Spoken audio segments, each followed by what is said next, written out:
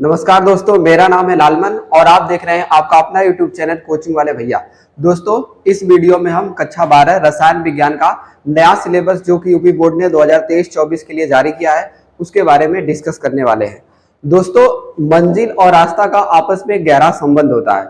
उसी तरीके से अगर आप बोर्ड में अच्छा प्रदर्शन करना चाहते हैं, अच्छे मार्क्स लेकर आना चाहते हैं, ऑब्वियसली कहीं ना कहीं आप टॉप करना चाहते हैं, 95 से एबव परसेंटेज लेकर आना चाहते हैं, तो आपको यह पता होना चाहिए कि क्या पढ़ना है और क्या नहीं पढ़ना है। साथ ही साथ आपको यह पता होना चाहिए कि किस तरीके से आपको अपने टाइम को यूटिलाइज करना है।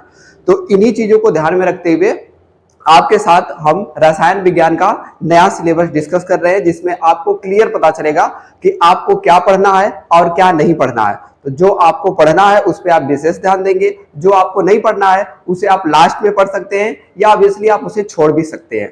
तो आइए तो हम देखते हैं कि आपको क्या क्या पढ़ना है। आप यहाँ पे देख सकते हैं, इस वीडियो में हम डिस्कस करने वाले हैं कक्षा 12 यूपी बोर्ड रसायन विज्ञान का नया सिलेबस जो कि 2023-24 के लिए जारी किया गया है।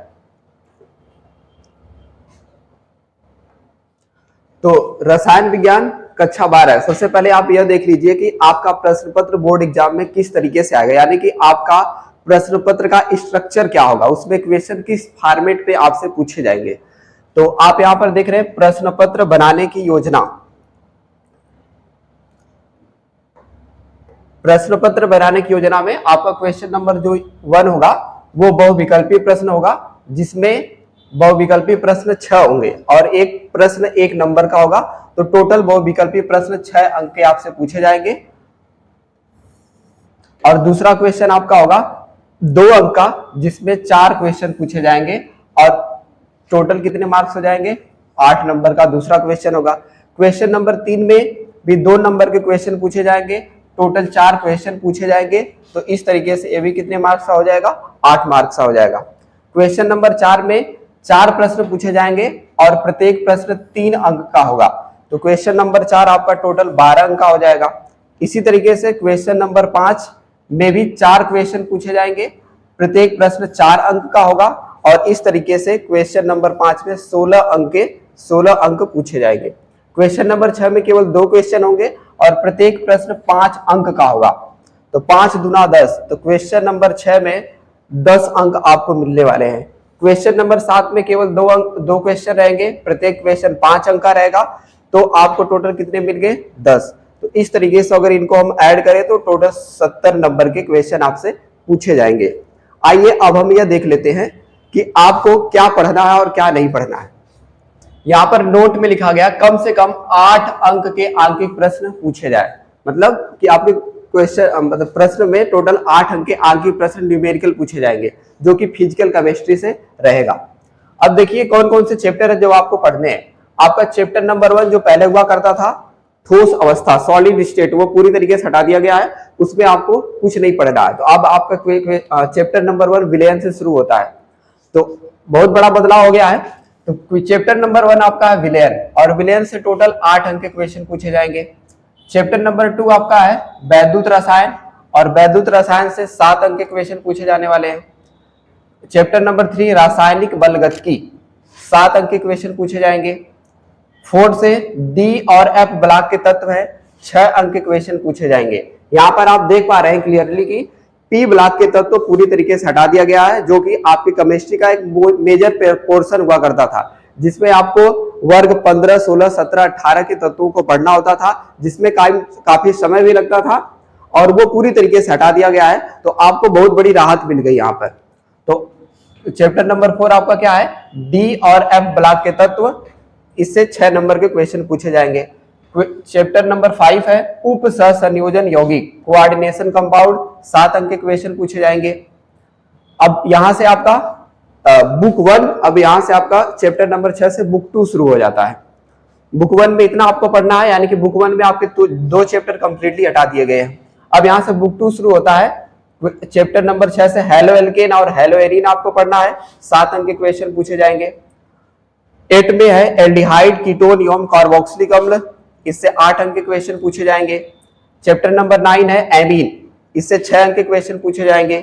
और चैप्टर नंबर 10 है जैव अणु, इससे आपके 7 अंक के क्वेश्चन पूछे जाएंगे। इसके अलावा आपके सिलेबस में हुआ करता था बहुलक, वो भी चैप्टर कंप्लीटली हटा दिया गया है। इसके अलावा एक और चैप्टर था दैनिक जीवन में रसायन, वो भी कंप्लीटली हटा दिया गया है। और पार्ट 1 में एक चैप्टर था तत्वों के निष्कर्षण का सिद्धांत, वो भी कंप्लीटली यहां पर हटा दिया गया है। और पृष्ठ रसायन भी आपको यहां पर नहीं देखने को मिल रहा है, तो पृष्ठ रसायन भी कंप्लीटली हटा दिया गया है, आपको नहीं पढ़ना है। तो केमिस्ट्री के सिलेबस में काफी बड़ा बदलाव किया गया है, सिलेबस काफी छोटा कर दिया गया है, तो इसलिए इसको आप टाइमली बहुत ही आसानी से पढ़ सकते हैं और ज्यादा से ज्यादा मार्क्स इसमें कैरी कर सकते हैं। आइए अब देखते हैं कि इन चैप्टर में कौन कौन से टॉपिक आपको पढ़ने हैं। तो आपके चैप्टर नंबर 1 जो कि विलयन है, इसमें टॉपिक क्या क्या है। पहला टॉपिक आपका है विलयनों के प्रकार। पहला टॉपिक आपका विलयनों के प्रकार। ठोसों के द्रवों में बने विलयन की सांद्रता को व्यक्त करना। ठोस में जो विलयन बनता है उनकी सांद्रता को व्यक्त करने के कुछ पद होते हैं, उनको आपको पढ़ना है, जहां पर आपको फार्मूले देखने को मिलेंगे। गैसों की द्रवों में विलयता, गैस की द्रव में विलयता किस प्रकार से है वो आपको पढ़ना है। नेक्स्ट टॉपिक है ठोस विलयन अणुसंख्य गुणधर्म। अणुसंख्य गुणधर्म में टोटल 4 अणुसंख्य गुणधर्म होते हैं, वो आपको पढ़ना है। वाष्प दाब का अपेक्षिक अवनमन, राउल्ट का नियम, क्वथनांक का उन्नयन, हिमांक का अवनमन, परासरण दाब, अणुसंख्य गुणधर्म द्वारा आणविक द्रव्यमान ज्ञात करना, असामान्य आणविक द्रव्यमान, वांट हाफ गुणांक। मतलब ये जो भी यहाँ पे टॉपिक आपको दिखाई दे रहे हैं, यहाँ से न्यूमेरिकल भी पूछे जाते हैं, साथ ही साथ कुछ थियरी भी पूछी जाती है। तो इस चैप्टर से आप मान के चलिए न्यूमेरिकल आने की संभावना ज्यादा रहती है। अब आइए देखते हैं चैप्टर नंबर 2 में आपको क्या क्या पढ़ना है। तो चैप्टर नंबर 2 आपका यहाँ पर है वैद्युत रसायन। तो वैद्युत रसायन में आपको पढ़ना है आक्सीकरण अपचयन अभिक्रियाएं। तो आक्सीकरण अपचयन अभिक्रिया क्या होती है, या पहले से जानते हैं, हाई स्कूल में पढ़े भी है, तो यहाँ पर आपको डिटेल में पढ़ना है। नेक्स्ट टॉपिक है वैद्युत अपघटनीय विलयनों का चालकत्व। वैद्युत अपघटनीय विलयनों का चालकत्व क्या होता है। विशिष्ट एवं मोलर चालकता क्या होती है, विशिष्ट एवं मोलर चालकता। यह टॉपिक आपके फिजिक्स से कुछ मिलता जुलता टॉपिक रहेगा।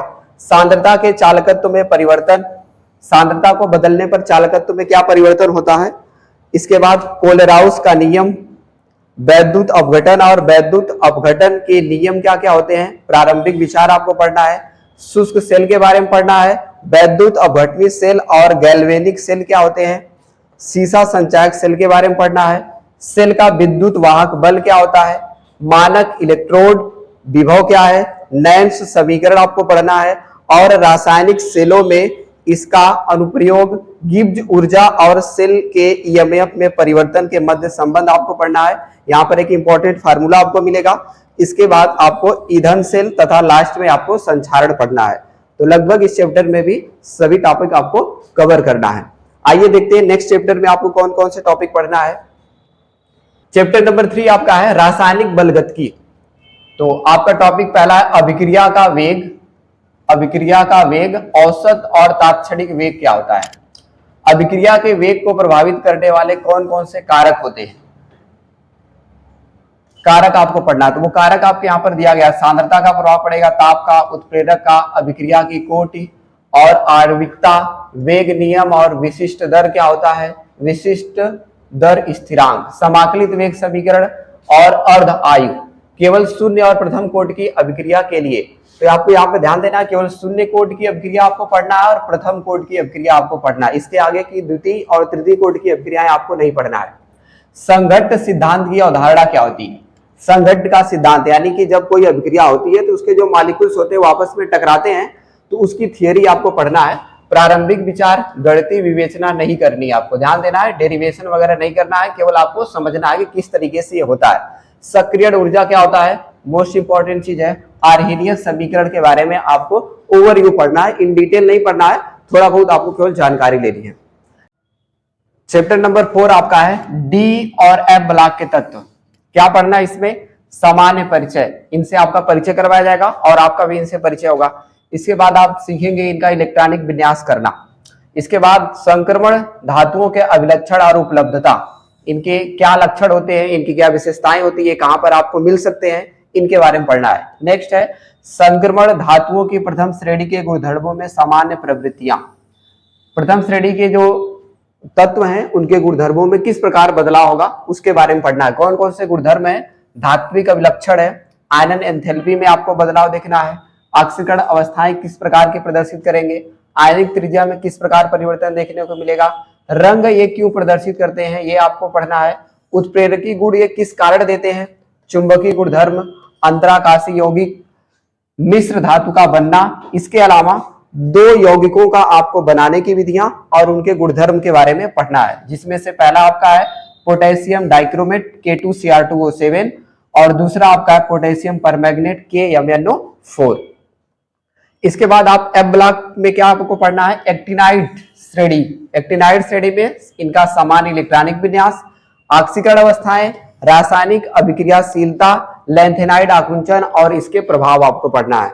सिंपल सा है। नेक्स्ट है आपके एक्टिनाइड श्रेणी, इनका भी समान इलेक्ट्रॉन, ऑक्सीकरण अवस्थाएं तथा लैंथेनाइडों से इनकी तुलना के बारे में पढ़ना है। इससे क्वेश्चन डेफिनेटली पूछे ही जाते हैं। नेक्स्ट चैप्टर देखते हैं।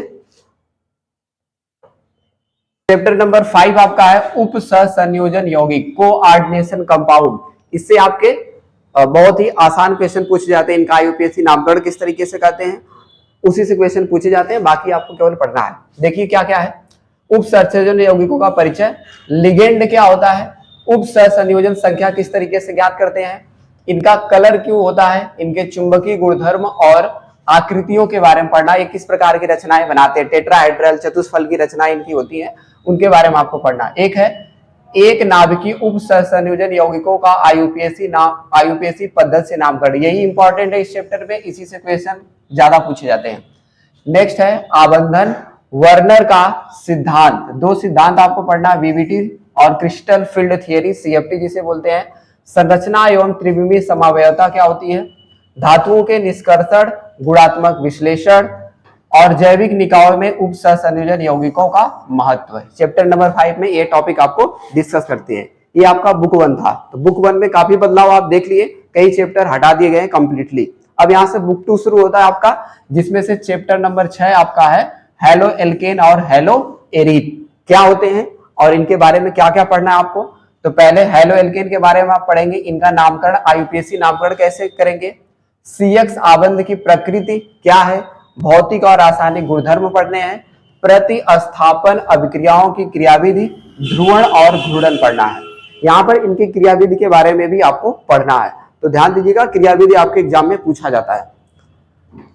हेलो एरीन में आपको वही चीजें आपको पढ़ना है, CX आबंध की प्रकृति, प्रतिस्थापन अभिक्रियाएं, केवल मोनो प्रतिस्थापी यौगिकों में हैलोजन दैशिक प्रभाव, मोनो प्रतिस्थापी यौगिकों में यानी कि केवल एक ही आपका हैलोजन वहां पे कार्बन को रिप्लेस करके जाएगा, तो उसी यौगिक में आपको पढ़ना प्रतिस्थापी यौगिकों में हैलोजन का दैशिक प्रभाव क्या होगा। नेक्स्ट इनसे संबंधित जो यौगिक है उनके बारे में आपको पढ़ना है, डाइक्लोरोमेथेन को किस तरीके से आप बनाएंगे, उनके भौतिक और रासायनिक गुणधर्म क्या होते हैं, ट्राइक्लोरोमेथेन क्या है, टेट्राक्लोरोमेथेन क्या है, आइडोफार्म, फ्रियान क्या होते हैं और डीडीटी के उपयोग और पर्यावरण पर इनके प्रभाव के बारे में आपको पढ़ना है। चैप्टर नंबर 7 आपका है एल्कोहल, फिनाल और इथर। एल्कोहल तो आप जानते ही होंगे, एल्कोहल का नाम सुन के आपको ध्यान आ गया होगा आपकी गली मोहल्ले वाली दुकान का, तो उसके बारे में आपको पढ़ना है। तो एल्कोहल के नामकरण की पद्धति, विरेचन की विधियां पढ़नी है, कई सारी रासायनिक अभिक्रियाएं आप पढ़ेंगे, भौतिक और रासायनिक गुणधर्म, केवल प्राथमिक एल्कोहल का ध्यान रखिए, एल्कोहल प्राथमिक द्वितीयक तृतीयक होते हैं, तो केवल प्राथमिक एल्कोहल का पढ़ना है। नेक्स्ट आपका प्राथमिक द्वितीयक एवं तृतीयक एल्कोहलों की पहचान किस तरीके से करते हैं, तो इनके पहचानने की कुछ स्पेसिफिक विधियां होती है, कुछ रासायनिक अभिक्रियाएं हैं, उनके बारे में पढ़ना है। इससे क्वेश्चन कई बार आपके बोर्ड एग्जाम में पूछे गए हैं, तो ये इंपॉर्टेंट भी है, ध्यान रखिएगा। निर्जलन क्रियाविधि, निर्जलन की क्रियाविधि आपको पढ़ना है, मेथेनॉल और मेथेनॉल के उपयोग आपको पढ़ने हैं। फिर आप आ जाएंगे एरोमेटिक यौगिक का एल्कोहल जो होता है वो कौन है, फिनॉल है, इसकी नाम पद्धति आपको पढ़ना है, विरेचन की विधियां, भौतिक और रासायनिक गुणधर्म, फिनाल की अम्लीय प्रकृति, इलेक्ट्रॉन रागी प्रतिस्थापन अभिक्रिया इंपॉर्टेंट है, यहां से क्वेश्चन बनते हैं, फिनाल के क्या क्या उपयोग होते हैं इसके बारे में आपको पढ़ना है। साथ ही साथ इस चैप्टर में आपका छोटा सा टॉपिक ईथर आ जाता है, ईथर का मतलब इत्र जो आप देखते हैं उसी के बारे में पढ़ना है। नाम पद्धति, इसकी विरेचन की विधियां, किस तरीके से आप विभिन्न प्रकार के ईथरों का निर्माण करेंगे, भौतिक और रासायनिक गुणधर्म, साथ ही साथ इसका उपयोग भी आपको पढ़ना है। अब आपका शुरू हो जाता है चैप्टर नंबर 8, जिसका नाम है एल्डिहाइड, कीटोन और कार्बोक्सिलिक अम्ल। यानी कि क्रियात्मक समूहों का जो सबसे बड़ा समूह या जो सबसे पहले नंबर पे जो समूह आता है वो कौन है? कार्बोक्सिलिक अम्ल, जो कि होता है COOH। इससे मिलते जुलते यौगिकों को आपको यहाँ पर पढ़ना है। तो सबसे पहले आप पढ़ेंगे एल्डिहाइड और कीटोन को एक साथ ही आप पढ़ेंगे। इनकी नाम पद्धति क्या है, कार्बोनिल समूहों की प्रकृति के बारे में आपको पढ़ना है, इनकी विरेचन की विधियां, भौतिक और रासायनिक गुणधर्म, नाभिक रागी योगात्मक अभिक्रिया की क्रियाविधि। ध्यान दीजिए, क्रियाविधि पूछा जाता है एग्जाम में। एल्डिहाइडों के अल्फा हाइड्रोजन की क्रियाशीलता और उपयोग पढ़ना है आपको। नेक्स्ट आपका कार्बोक्सिलिक अम्ल है। कार्बोक्सिलिक अम्ल की नाम पद्धति, अम्लीय प्रकृति इसकी किस कारण से होती है उसके बारे में पढ़ना है, विरेचन की विधियां, भौतिक और रासायनिक गुणधर्म, साथ ही साथ इसके उपयोग पढ़ना है। चैप्टर नंबर 9 आपका है एमीन। एमीन से आपको याद आ गया होगा अमोनिया का। अमोनिया का सूत्र आप जानते हैं ना, होता है NH3। यहां से आप हाइड्रोजन हटाते जाइए और यहां पर कोई एल्गिल समूह जोड़ते जाइए, एमीन आपको मिलते जाएंगे। तो एमीन के बारे में पढ़ना, इनकी नाम पद्धति, वर्गीकरण 3 प्रकार के, संरचना, विरेचन की विधियां क्या होती हैं, भौतिक और रासायनिक गुणधर्म आपको पढ़ना है, उपयोग, प्राथमिक, द्वितीयक और तृतीयक एमीनों की पहचान आप किस तरीके से करेंगे, इसके लिए कुछ टेस्ट होते हैं, उसके बारे में आपको पढ़ना है। साथ ही साथ आपको डाई एजोनियम लवण के बारे में पढ़ना है, इनकी विरेचन, रासायनिक अभिक्रियाएं तथा कार्बनिक रसायन में इसका संश्लेषणात्मक महत्व के बारे में आपको पढ़ना है। नेक्स्ट टॉपिक, नेक्स्ट चैप्टर आपका इकाई 10 जैव अणु, जो कि आपका बायोलॉजी से संबंधित है। तो जो बच्चे बायोलॉजी पढ़ते होंगे उनको यह चैप्टर बहुत ही आसान हो जाएगा और आप भी बायोलॉजी में कुछ जान जाएंगे अगर बायोलॉजी नहीं पढ़ते हैं तो। आइए देखिए इसमें क्या क्या आपको पढ़ना है। कार्बोहाइड्रेट के बारे में पढ़ना है। कार्बोहाइड्रेट आप बहुत खाते हैं, आप गेहूं खाते हैं और भी चीजें अनाज वगैरह खाते हैं, तो अनाज वगैरह में कार्बोहाइड्रेट ज्यादा मिलता है। तो कार्बोहाइड्रेटों का वर्गीकरण पढ़ना है, एल्डोस और कीटोस प्रकार के। मोनोसैकेराइड क्या होते हैं, ग्लूकोज और फ्रक्टोज के बारे में आपको पढ़ना है, इनका डीएल विन्यास किस तरीके से होता है। ओलिगोसैकेराइड क्या है, ओलिगोसैकेराइड में सुक्रोज, लैक्टोज, माल्टोज के बारे में पढ़ना है। पॉलीसैकेराइड, स्टार्च, सेलुलोज, ग्लाइकोजन और इनके महत्व के बारे में पढ़ना है। तो कार्बोहाइड्रेट के ये वर्गीकरण है और इनके वर्गीकरणों के ये प्रकार है। और नेक्स्ट आपका है, इसी में प्रोटीन के बारे में आपको पढ़ना है। तो एमिनो अम्लों का प्राथमिक परिचय, एमिनो अम्ल, कई एमिनो अम्ल जब आपस में मिलते हैं तो ही आपका प्रोटीन बनता है, तो उसके परिचय के बारे में आपको पढ़ना है। पेप्टाइड आबंध क्या होता है इसके बारे में पढ़ना है। पॉलीपेप्टाइड क्या होते हैं, प्रोटीन की प्राथमिक संरचना, द्वितीयक संरचना, तृतीयक संरचना और चतुर्थ संरचना के बारे में भी आपको पढ़ना है। तो प्रोटीन की संरचना प्राथमिक आसान होती है, द्वितीय कॉम्प्लेक्स होते होते चतुर्थ में काफी कॉम्प्लेक्स हो जाती है, तो उसके बारे में आपको पढ़ना है। केवल गुणात्मक परिचय, प्रोटीनों का विकृतीकरण किस प्रकार से होता है। इसके बाद एंजाइम और हार्मोन। जानते हैं आप, एंजाइम हमारे शरीर में एक हीरो की तरह काम करता है। आप जो कुछ भी खाते हैं, बर्गर, पिज्जा वगैरह और जो कुछ भी चिकन वगैरह आप खा लेते हैं, तो उनसे लड़ने का काम कौन करता है हमारे बॉडी में, एंजाइम करता है। अगर ये एंजाइम कभी मर जाता है तो आप बीमार पड़ जाते हो, फिर आपको ग्लूकोज लटक जाता है। तो एंजाइम हमारे शरीर में बहुत इंपॉर्टेंट रोल अदा करता है।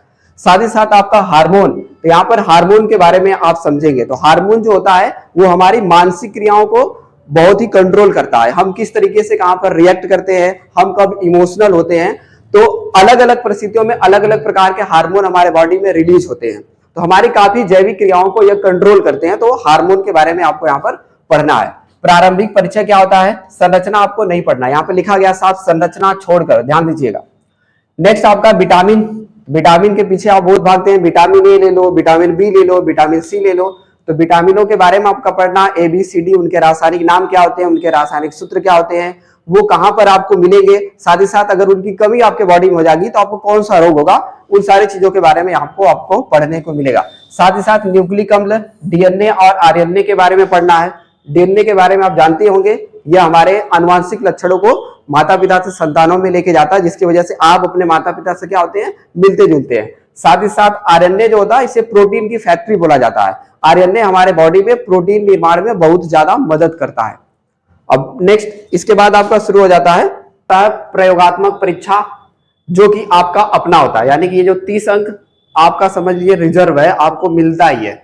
30 में बहुत हो सकता है, 28 29 है तो अगर आप प्राइवेट स्कूल में पढ़ रहे हो तो पूरा मिलेगा, गवर्नमेंट कॉलेज में पढ़ रहे हैं तो हो सकता है एक आध दो कम नंबर मिलते हैं। लेकिन ये क्वेश्चन कहाँ से मतलब किस तरीके से नंबर का डिस्ट्रीब्यूशन है उसे जरा एक बार आप देख लीजिए। बाय मूल्यांकन से टोटल 15 अंक के पूछे जाएंगे, जिसमें आपको क्या क्या है, गुणात्मक विश्लेषण, फाइल वगैरह आप बनाएंगे 4 अंक का, आयतन मिति विश्लेषण, सरल अनुमापन 4 अंक का, विषय वस्तु पर आधारित प्रयोग 3 अंक का, मौखिक परीक्षा आपका 4 अंक का, टोटल आपका हो गया 15 अंक। ये आपका बाय मूल्यांकन है। आंतरिक मूल्यांकन में आपको क्या क्या है, प्रोजेक्ट एवं मौखिकी 8 अंक इससे मिलेंगे आपको, कक्षा रिकॉर्ड 4 अंक इससे मिलेंगे आपको, यानी कि स्कूल में आप कितना उपस्थित है, विषय वस्तु आधारित प्रश्न जो आपसे कुछ किए जाएंगे उससे 3 अंक मिलेंगे, टोटल आपके होंगे 15 अंक। 15 दुना कितना हो गया, 30 अंक। तो ये आपको पता ही नहीं चलता कि ये कहां से आते हैं, बट आपको ये नंबर आपको मिल ही जाता है। बट यहाँ पर आप देख सकते हैं कि इन नंबरों को किस तरीके से डिवाइड किया गया है और किस तरीके से आपको ये नंबर मिलते हैं। तो आपको ये भी जानना जरूरी है, बट ये आपको नंबर मिलता है। तो यहां तक का सफर कैसा रहा, हमें उम्मीद है कि आपको यह सफर बहुत ही अच्छा लगा होगा और आपको यह क्लियर पता चला होगा कि आपको क्या पढ़ना है और क्या नहीं पढ़ना है। अगर आपको अब ये पता चल गया है तो आप अपनी मेहनत आज से ही शुरू करिए, ताकि आप बोर्ड एग्जाम में एक बेहतरीन प्रदर्शन करें, ताकि आपका नाम हो। तो अगर आप इस चैनल पे नए हैं तो चैनल को सब्सक्राइब करिए, लाइक करिए, साथ ही साथ अपने दोस्तों रिश्तेदारों के साथ इस वीडियो को शेयर करिए, बेल आइकन प्रेस करना ना भूलें, ताकि आने वाली वीडियो का इंफॉर्मेशन सबसे पहले आप तक पहुंचे। आप सभी को प्यार भरा धन्यवाद।